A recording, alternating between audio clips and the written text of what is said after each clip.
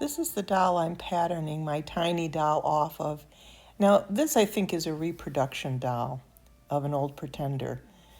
And I'll tell you how they have come to be known as that in a little bit. But first I'm going to start out mixing some Apoxie Sculpt together.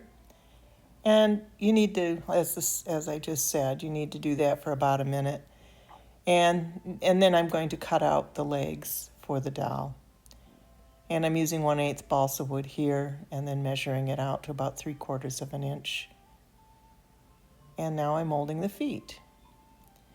Now, it says on the jar of Epoxy Sculpt that you have about an hour or so to mold this stuff, but I have found, at least in the climate that I live in, that it molds fairly easily within a half hour, sometimes 40 minutes, and then after that it gets more and more difficult. So I try to get this stuff done as quickly as possible, and of course we're working very tiny here today, so it's a little tricky. I at first tried to stick these onto the wooden legs, but I realized that wasn't going to work. So I did end up taking them off and then just making them separately. And as I was trying to mold them around, it was so tiny, it just kept breaking off. And I thought, well, this is not getting anywhere. So I'm just going to make them separately and then I'll glue them on. So I'm just carving the legs down so that the ankles are thinner and it'll look more natural. And most of the bodies of these dolls were made out of wood, and sometimes they had a leather core. The heads could be made out of paper mache. A lot of them were carved out of wood, and glass eyes were inserted. Then they were covered with a gesso, a real gesso, not like the stuff that we use most of the time, which is acrylic based, but gesso that was made from chalk and rabbit skin glue or plaster and some other glue that was made out of an animal's hide. And I've used that myself in my paintings. When I paint on board, I will make a rabbit skin glue mixture that is mixed with marble dust basically, or with plaster, and sometimes with chalk.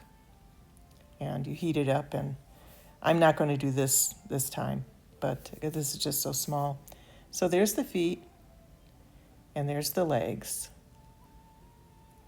And I will have to carve them down a little bit more later on.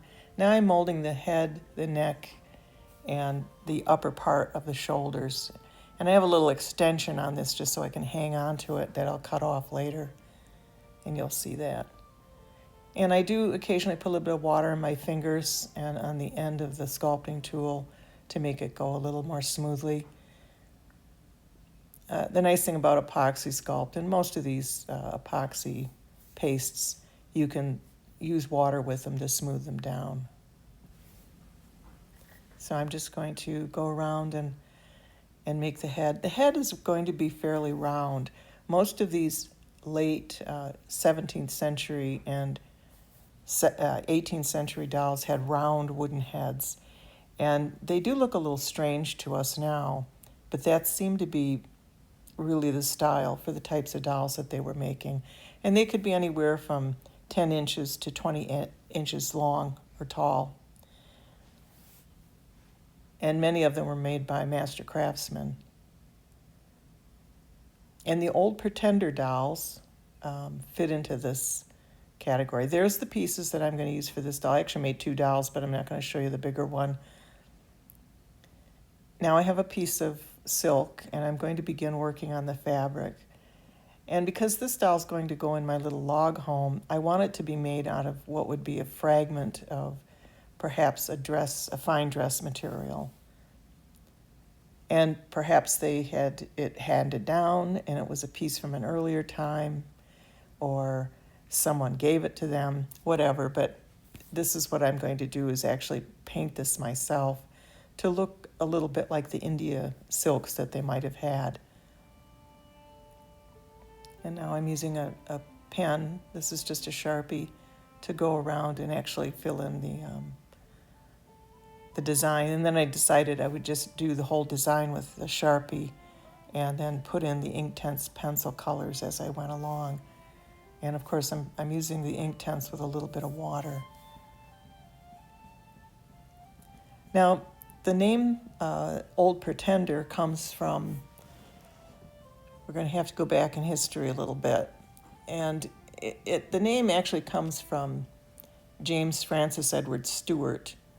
And he lived between 1688 and 1766. And he was known as the Old Pretender and was of the senior house of the Stuart.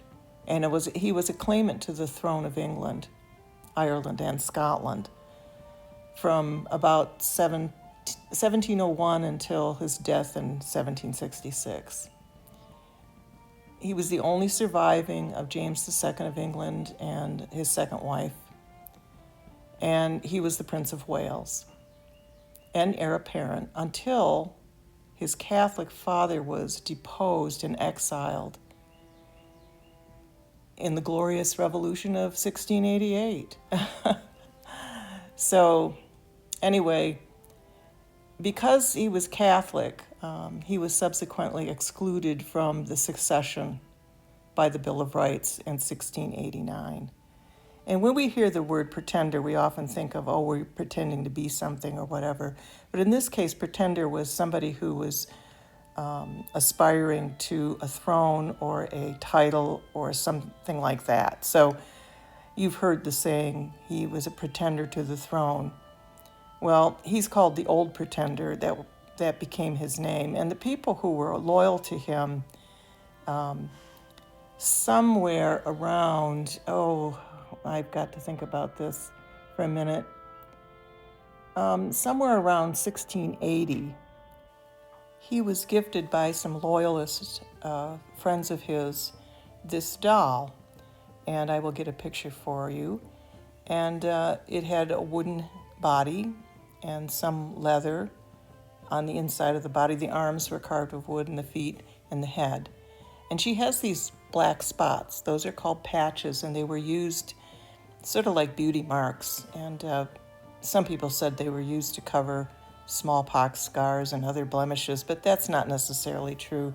And later on, by the time the middle of the 18th century came, people were still wearing them, but they were kind of considered vulgar by that point. But the doll is probably the oldest doll that the Victoria and Albert Museum have. And it is in beautiful condition still, and it's quite a piece. And it was constructed by a master. And the clothing was silk and had very fine lace on the head and that sort of thing. So this style of doll became prominent. And the doll that I'm basing this on is considered in the style of an Old Pretender doll, even if it might be a reproduction doll. I just like the way the doll looked. So that's where I am with this, and my little log cabin will have a doll. And although these are not really wealthy people, they are not poor people either, so perhaps this was a gift. Maybe her father made it, and her mother sewed the clothing. So that's going to be the story I think I'll go with. Now I'm just going around and putting in this red Inktense pencil markings around where I put the black ink. And I'm trying to be careful with the water. I'm just dipping it in a little bit at a time. Now I realized after I did this, I made the design perhaps a little too big. At first I thought, oh no, I'm making this too big. And then I thought, oh no, it's okay. And then I went over it again and thought I was making it too big. But then I realized if it was a scrap of fabric, this design would probably be quite a bit bigger. And so I guess it would work out okay. I suppose if you were making a doll for your little girl in those days, you would use what you had, and you wouldn't be necessarily trying to make it to scale. So in the end, I was okay with it. But this is something you can do if you want to design your own fabric. Now this is, of course, not color fast. You couldn't wash this, even though I'm going to put something on it later that will make it somewhat stable. But it is a way, if you're making a craft like this, of course I'm not going to wash that little doll, so it's perfectly acceptable to have something like this as a dress material. And I don't have to search everywhere to try to find something that'll fit the style of the doll. So I just happen to have this little piece of silk. And silk is pretty lightweight. Although this is woven a little more coarsely than some of the other silks I've had. But it had a nice color, and it was close to the color of the one that I was using as a inspiration for this. So I hope that gives you a little bit of a background for this type of doll. And I remember when I first saw one of these dolls, I don't know, probably 50 years ago, I was kind of shocked by the appearance of the doll. It wasn't at all like the dolls I was used to looking at. And the head looked, very round. The mouths were either real thin and small, or the eyebrows were painted in a certain way with little dots, and the eyes were unnaturally big. And they looked kind of scary to me. But I've grown in appreciation for them. And I think I'm going to, at some point, make a large doll for myself based on the old Pretender doll. So I'm just putting a little bit of blue in here and there. I added some yellow, I'll add some orange.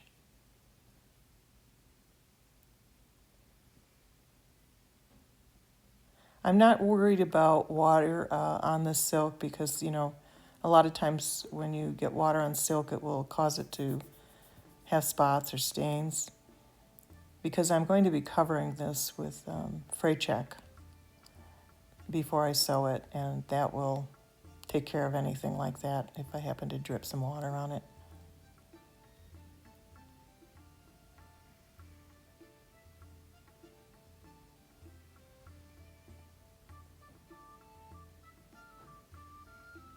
I do have this speeded up quite a bit. This is a rather long video. I couldn't make it any shorter. It took a very long time to make this little doll. And I was going to start the spinning wheel, but I didn't have the wood that I needed. I actually had to buy something, which I don't do very often. I had to buy some wood veneer, just a little bit of it, because I couldn't make anything that would be good for the great wheel as far as, well, it's kind of hard to explain. The great part of the wheel will be probably 4.5 inches and maybe 1/8 of an inch wide, but I needed some very, very thin wood that I could bend to make the wheel itself. And so I had to buy some veneer to do that, and I'm still waiting for it. So I decided to do something just a bit different, and I decided to make this little doll. And I should get my wood this week, I hope, and then I can start the great wheel. Now the fabrics, I could have chosen a simpler fabric, and here's an example from the Bibliothèque Nationale in France, from 1700s fabrics, and you don't see anything quite like this, but the colors kind of make sense though. So I went ahead and did this anyway, even though it would have been considered perhaps this style a little fancy. And there it is so far. And I'm not finished with it yet. I'm going to make the whole thing. So I'm just going to sharpen my pencils. Here's another example of what the fabrics sort of look like. These are dated 1735 or 8. I couldn't quite distinguish. These are also from the Bibliothèque Nationale in France. And, you can kind of get an idea, though, what their tastes were. And I'll show you one more, too, for probably simpler wear and maybe household items. So here's another one from about the same time period.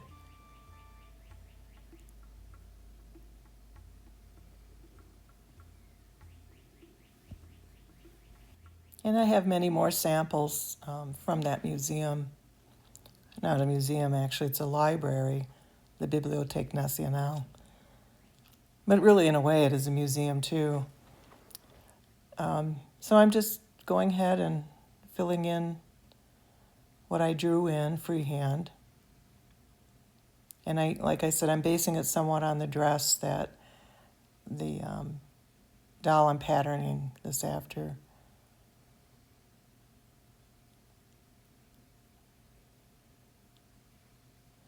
And, silk would have been very, very expensive. There's no doubt about it. And linen was the fabric that they mostly used. Now linen is more expensive than cotton for us. In those days, right up until about the 19th century, cotton was actually more expensive than linen and was considered for quite some time a luxury item as well. But as the mills came in and the Industrial Revolution took over, we began to grow cotton here in the United States, which became the United States. And cotton became a much cheaper fabric and cheaper than linen. And the process of producing cotton cloth was actually much simpler than producing linen. Linen is from the fibrous stalks of linseeds, and linseed oil is made from the seed of the flax plant. And those stalks have a fiber in them that has to be put in what's known as a retting pond. And when it is rotted enough to a certain extent, the stalks are taken out and laid out to dry, and then they're put through what's called a flax break, and that breaks off the outer hull. And then the fiber is left, and then those fibers are scutched.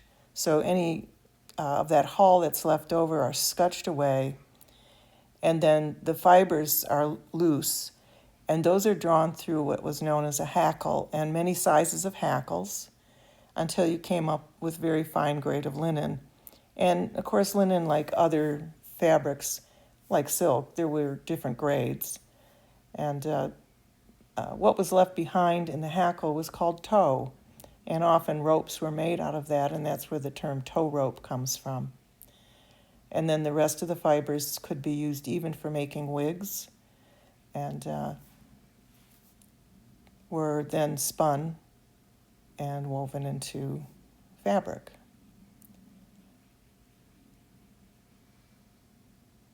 So I'm just going to continue on painting on my silk.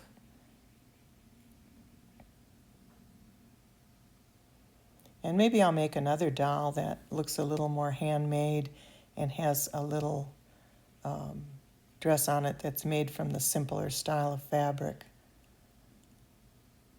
That looks more homespun.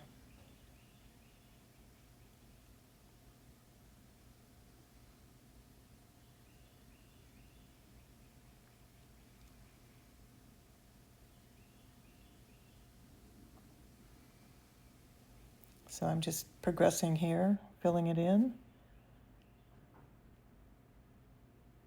I do have this big wrinkle up at the top, but that won't matter either. It didn't need to be pressed, really.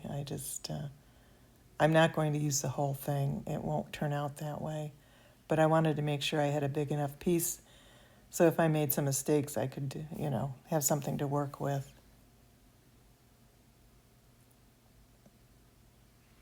And I'm just adding a little yellow here and there.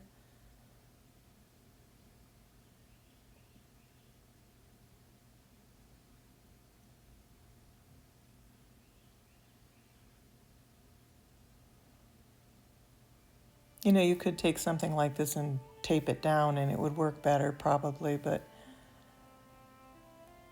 I don't always do things the easy way.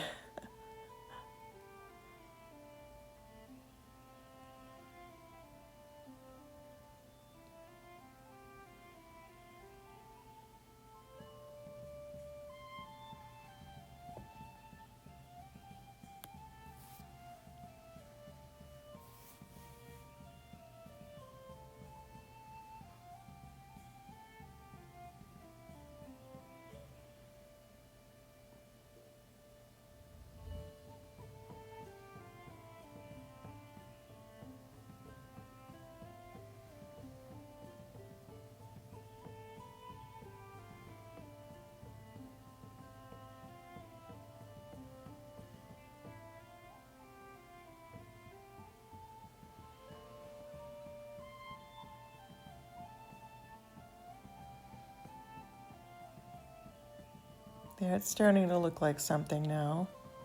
And I just have a little bit more design to draw in.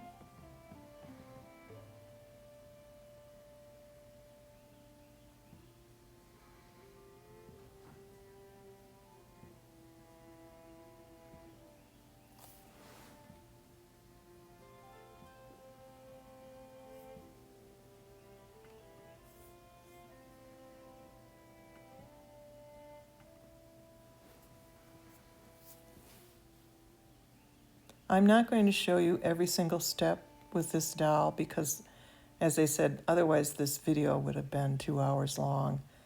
And I don't like to make videos that are as long as this one normally because, well, I don't know if people have enough time to watch a full hour, but I couldn't get it any shorter and have it make sense. So it is what it is. So.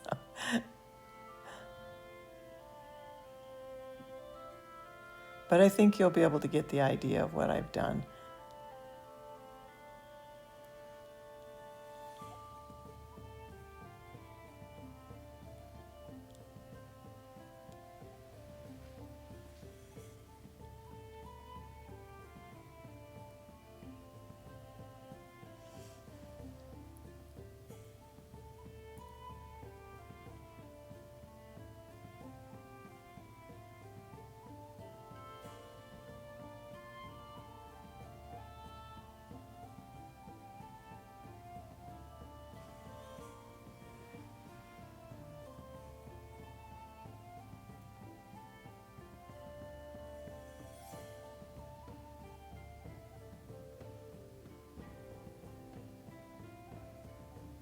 My Prismacolor pencils wouldn't work with this very well.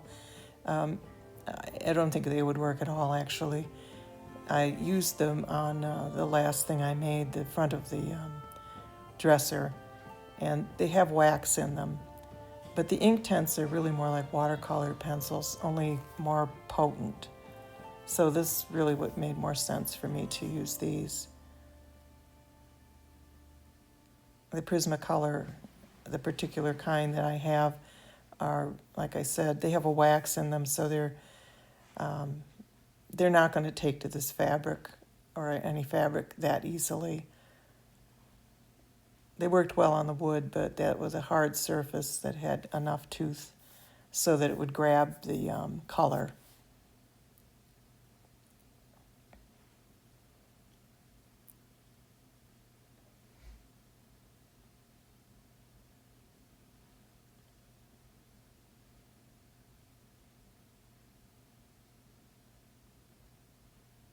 And I just have that little cup of water I periodically dip the lead into. Of course, it makes it so you have to sharpen the pencils quite a bit.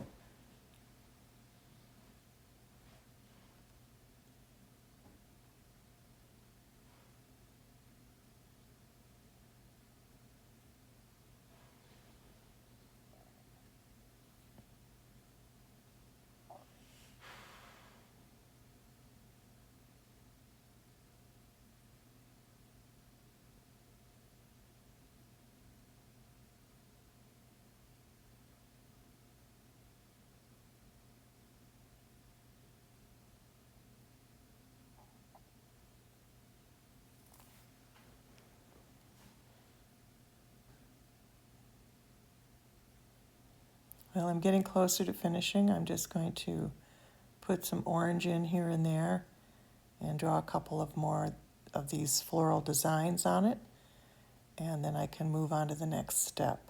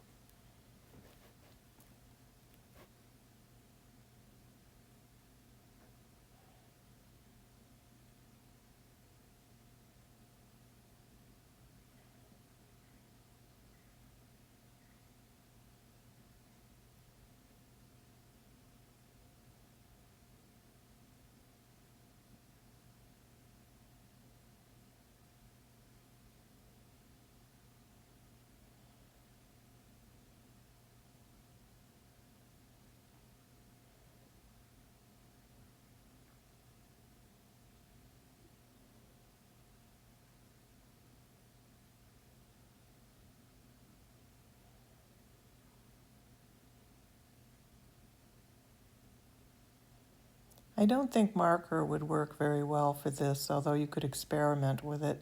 It would spread through the fibers probably a little too much, and paint probably the same, although I know there are paints out there made specifically for fabric. But for me, this just gave me a little more control, and I don't mind it looking a little sketchy. So, this is why I use these pencils. And I frequently use them in place of paint for other projects as well.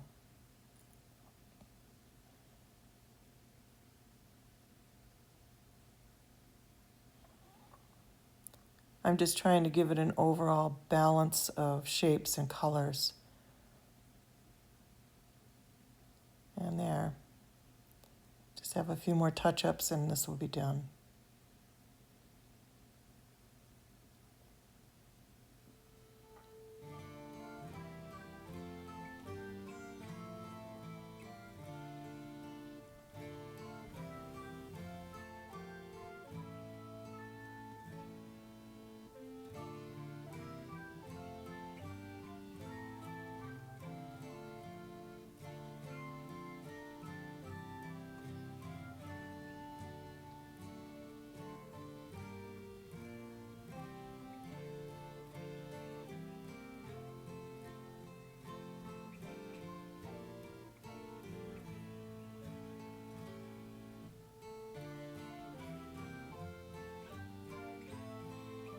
So I've used 6 different colors altogether, and they're mostly primary colors. Okay, it's done. There it is. And now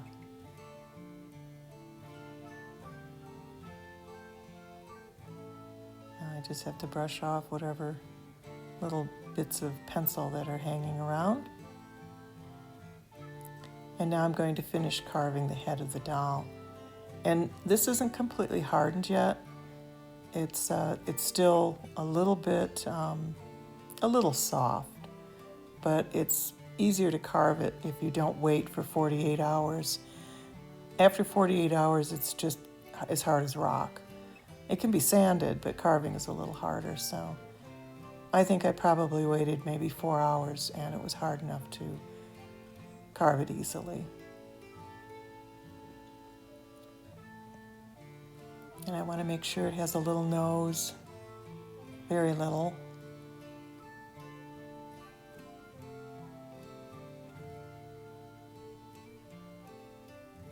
And I want to make sure that the neck connects to the head properly.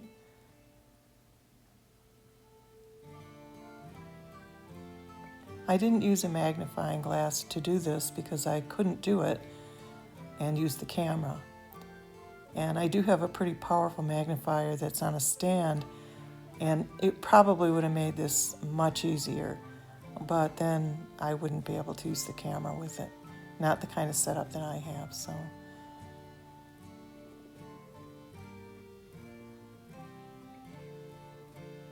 Just getting off some of the uneven bits.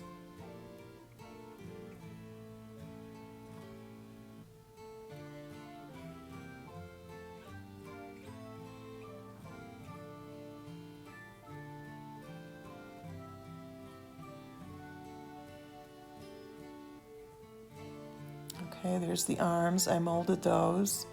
I didn't show that part because I thought it was kind of straightforward, and it took a long time to mold them because they're so tiny.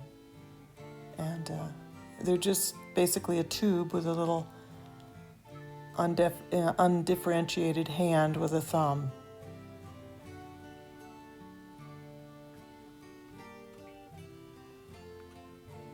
But it does give the impression of being a hand and that it has fingers.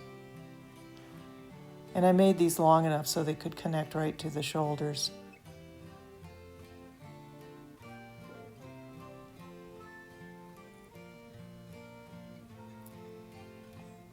And I'm just going to carve the feet a little bit because they're actually going to have shoes. They look like shoes, just to make them look like the shoes of the time, although they won't show much. At first I thought I was going to attach this wood to them somehow, and then I realized that wasn't going to work. So I didn't. But I kept it there anyway, just in case.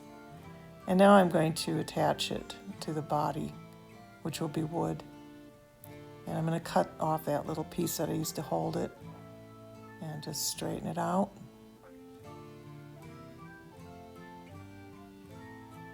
Now most of these dolls would have been fully jointed and carved out of wood, but this doll is just a little bit too small for that. If you're really good at carving hardwood, you probably could do it. I'm just not that skilled with wood, so I'm not going to do it that way. Just going to cut a bit more of that off. I do want to keep this doll under 1.5 inches. I want it to be about 1.25 inches tall.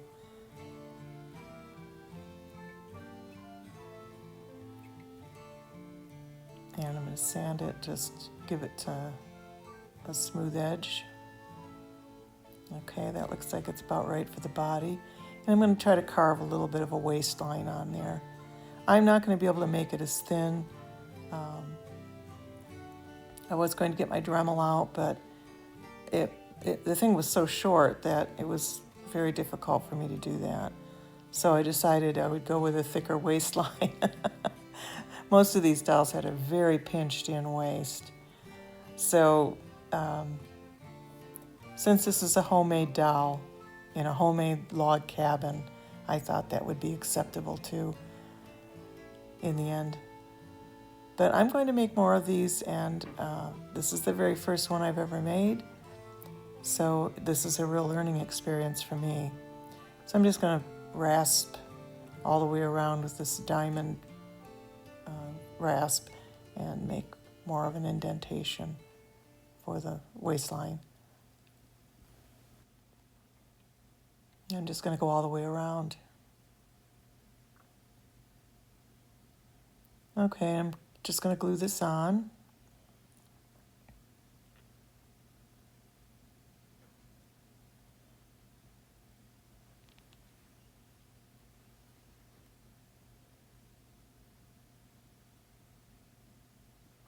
And I'm just using the Ultra Control Gel Super Glue.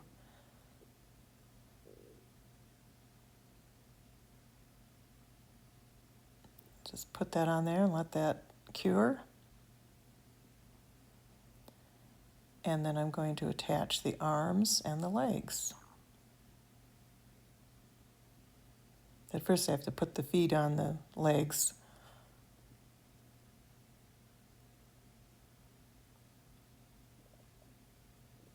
I had to carve these a little bit right around the hip area, as you can see, and so that I can attach them. And I'm going to attach them with pins.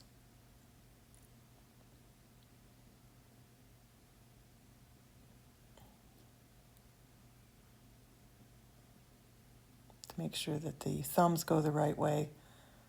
Okay, that's the right way.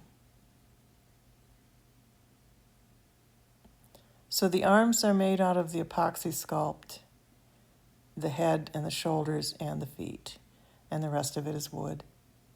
Hardwood for the body, and then it's balsa wood for the legs. Okay.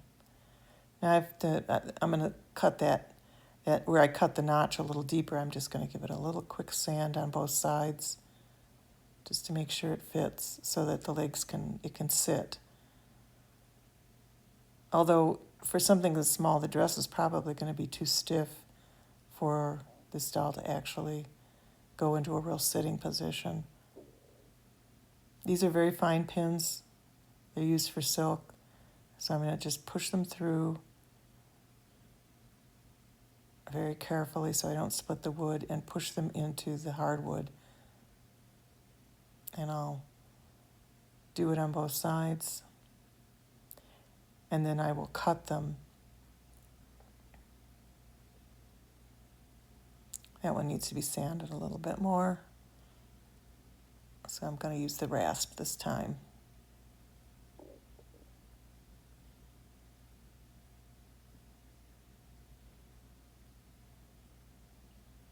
round it out, and then it'll bend around the body better. Sorry about my throat. As many of you know, it's allergy season. And there's many of us out there suffering. So,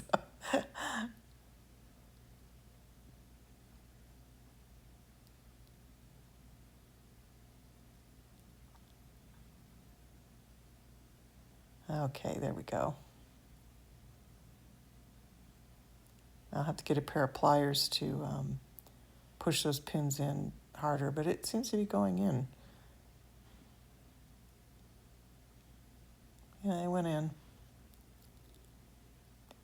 Of course, this is going to be very delicate. It's not something you can be moving the legs around quite a bit with. It won't be able to be like that. It's going to have to be handled carefully. This one doesn't want to go in as easily.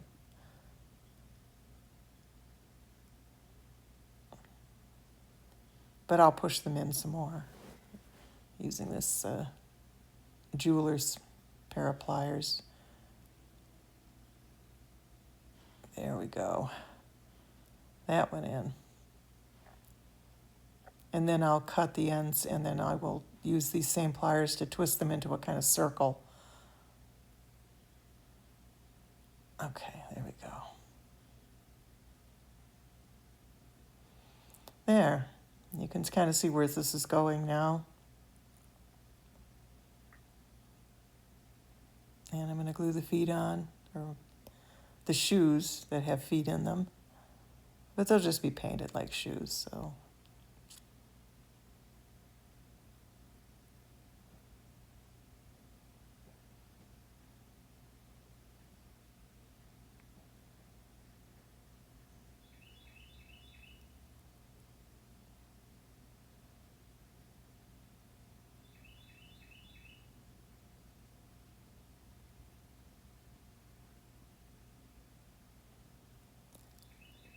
Now I'll do the arms, and I'm going to do these the same way. The risk of breaking them is pretty high at this point, so this is going to be the most difficult thing to do, is put the arms on. So I'm going to make a hole first on both sides with a little bit bigger pin, and then I'm going to I cut the end of the pin off and then made a hole in the top of the shoulder and then pushed the arm onto the pin.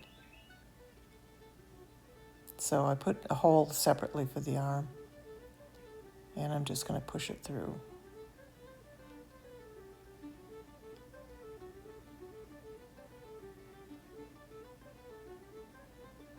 Carefully.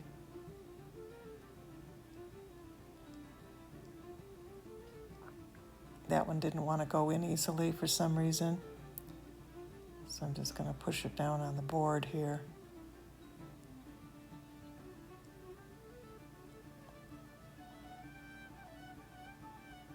There, it went in, but it was difficult, and I was really worried it was going to break and I'd have to build another arm. But there it is, basically, and now I'm going to take those pins and I'm going to actually just bend them into like a little circle so the arms and legs can't come off, and that doll will be hinged. And then I'll paint her. Okay, there she is. I bent the pins, and our legs work.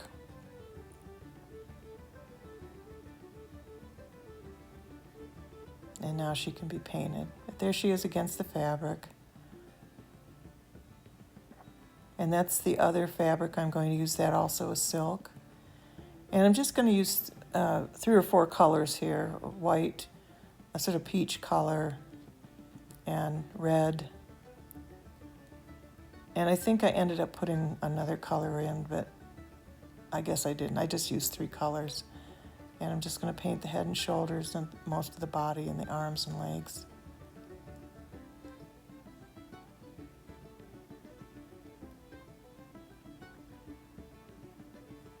I'll make sure I get the hands and the back of the neck. And when this dries, I'm going to use the Inktense pencils to draw in the features. And I didn't show it because I forgot to film it, so I'm sorry about that. But what I did is I really sharpened my pencils and just drew the eyes, the mouth, and the hair on, and just 2 little tiny holes for the nose. And I just used black, red, and I think that's the only colors I used, black and red. Red for the lips and black for the eyes. Oh, and a brown for the eyebrows and the hair, dark brown.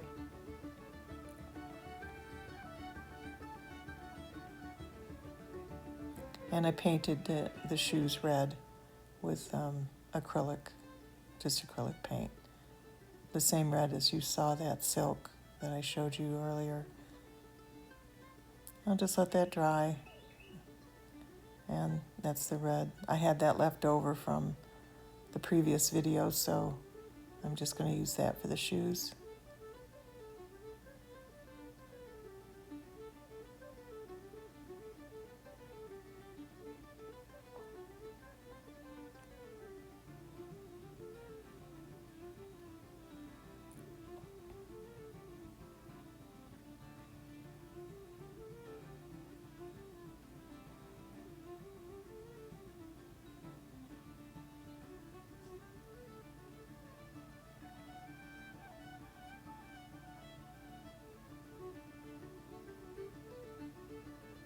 There's this little thread, that piece of hair or something, I couldn't get it off. And it just kept getting in front of the brush. But I finally did get it off.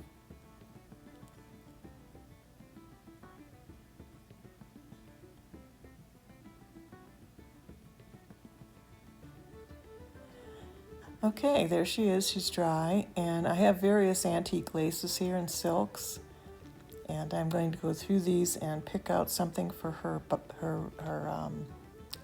cap, a lace cap. These are silk threads.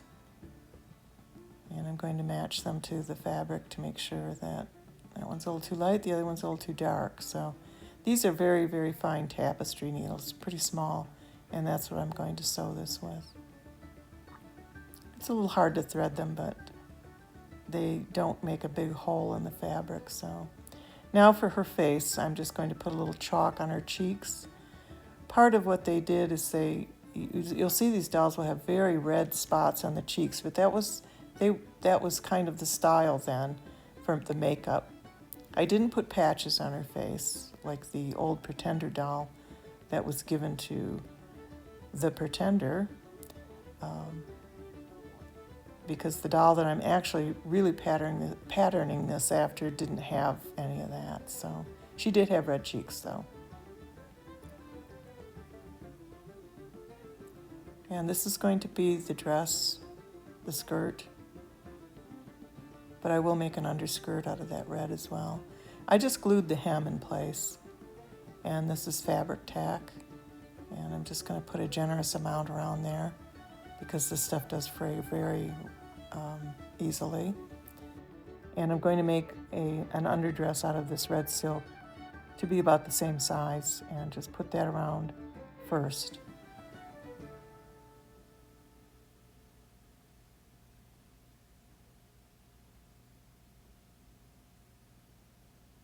And I'm going to glue the hem on this the same way.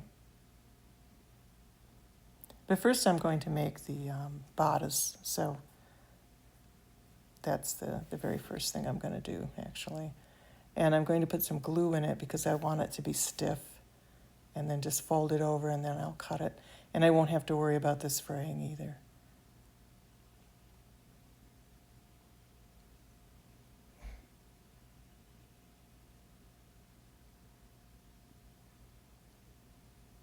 I just wanted to measure it a little bit, and I'll just draw a little line around it.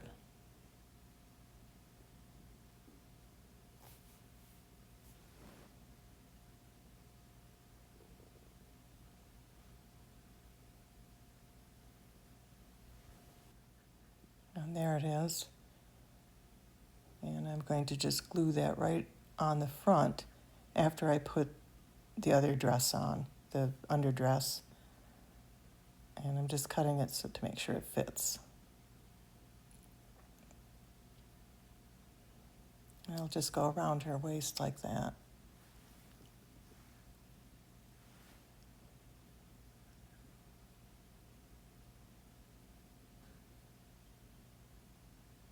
Now those pieces would have been pinned in with straight pins. And 18th century clothing is put on in a very specific manner, but not for this doll.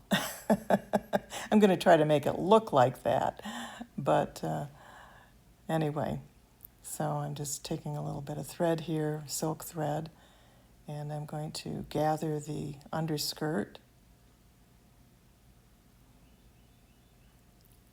Took me forever to thread that needle, but I did it.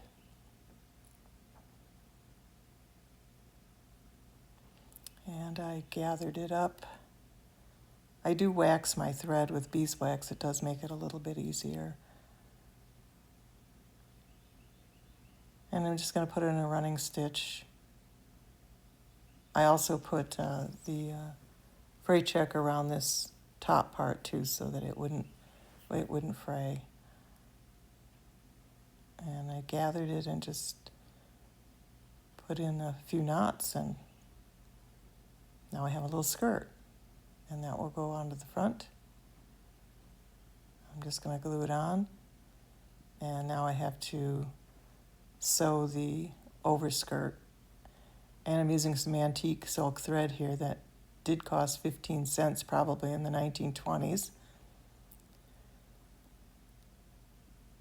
I often pick up the silk thread at charity shops and antique stores. You'll see them in bags, and silk thread's very expensive, but it doesn't end up being expensive if you buy it that way.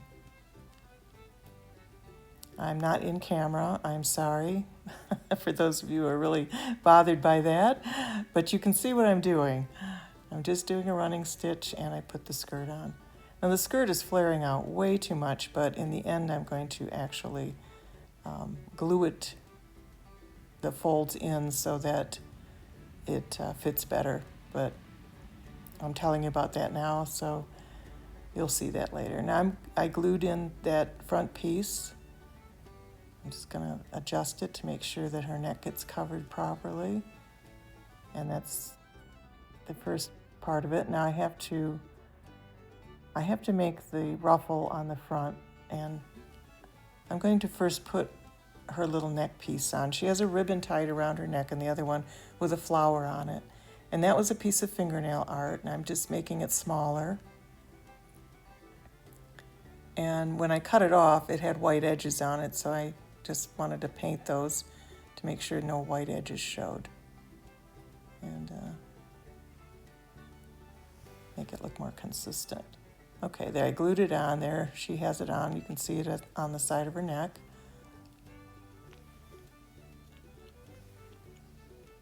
And I'm just preparing some thread now. This is ruching, and I'm going to put this up the front on both sides. And this is that silk fabric. And I'm just going to put a running stitch through the whole thing, and then pull it like a little accordion and glue it on. And I'm going to do one on each side. And here you can see what I'm doing. It's that ruffle that you see on either side of the skirt. So I'm going to make an approximation of that by doing this.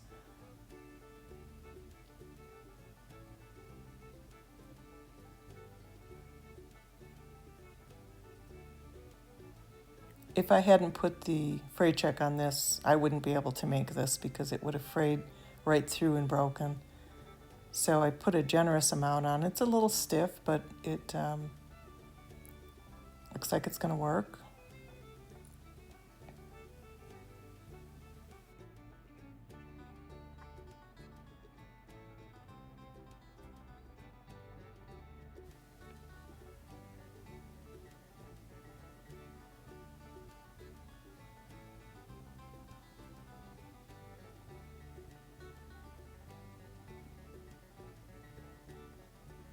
And I made them a little longer than necessary, so I'll glue them on, and then I will cut off the excess there.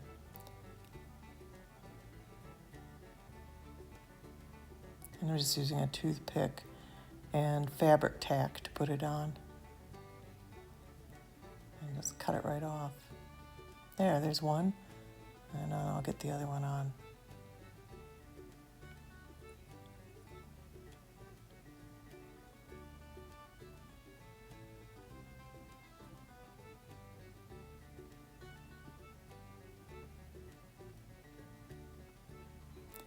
Now this doll won't look exactly like that other doll, but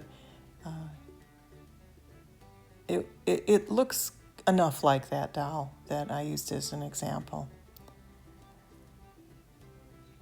And there's the other side.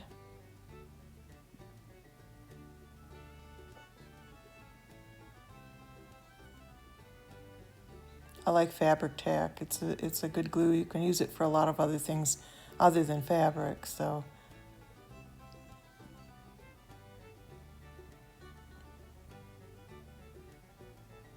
There, and then I'll trim it. Okay. Trim the top and trim the bottom. And now I'm making her cap, and I took a piece of embroidered silk and cut a flower out, and I'm taking some of this very old lace, I had scraps, and I will put a border around the cap and then glue it on her head. So there's the cap. Now just bend it around. There's some glue on there. And just glue it right on top of her head. There. Her cap's a little bigger, a little floppier, but I think it worked out fine. And I do have to do her face a little better. I ended up drawing it on a couple of times. And now I'm going to take this piece. This has been covered completely with fabric tack. And I need to make the sleeves.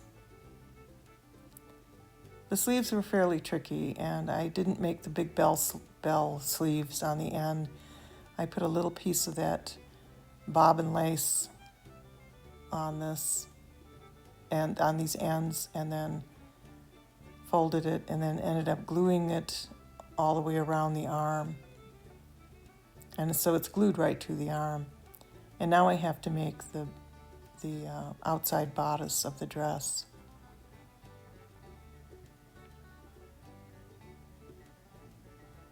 And this is just going to be something I cut that will fit around the dress. I'll cut it the same on both sides, and you can see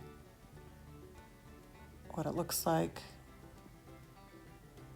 There's all the pieces.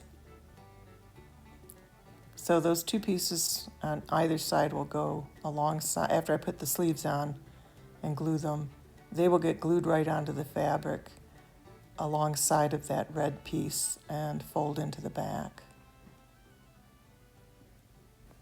There's a lot of pulling and pinching, and I didn't sew these on, I glued them right on. So I closed up the seams with glue, but that was very difficult. I didn't realize it was going to be so hard, and I had to keep folding it and folding it. And I almost gave up at this point, but I persisted. And I knew that once I got this other bodice part put on, it would cover any mistakes I made around the shoulders. So I'll just show you, I just glued it right on. Of course, I'm moving fast. Now I'm just touching up the face a little bit, accentuating the nose and the eyes with a little white pencil. And then I'm doing the eyes again and the nose. And there. She's essentially done. Now I pulled in the sides of the dress and she's done.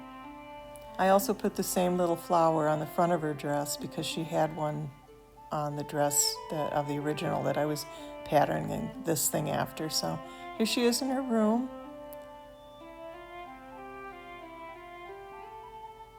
It was a fun project, frustrating at times. Well, thank you for watching. I really appreciate your patience, and I hope you enjoyed this. If If you have any questions, please ask, and I'll do my best to answer.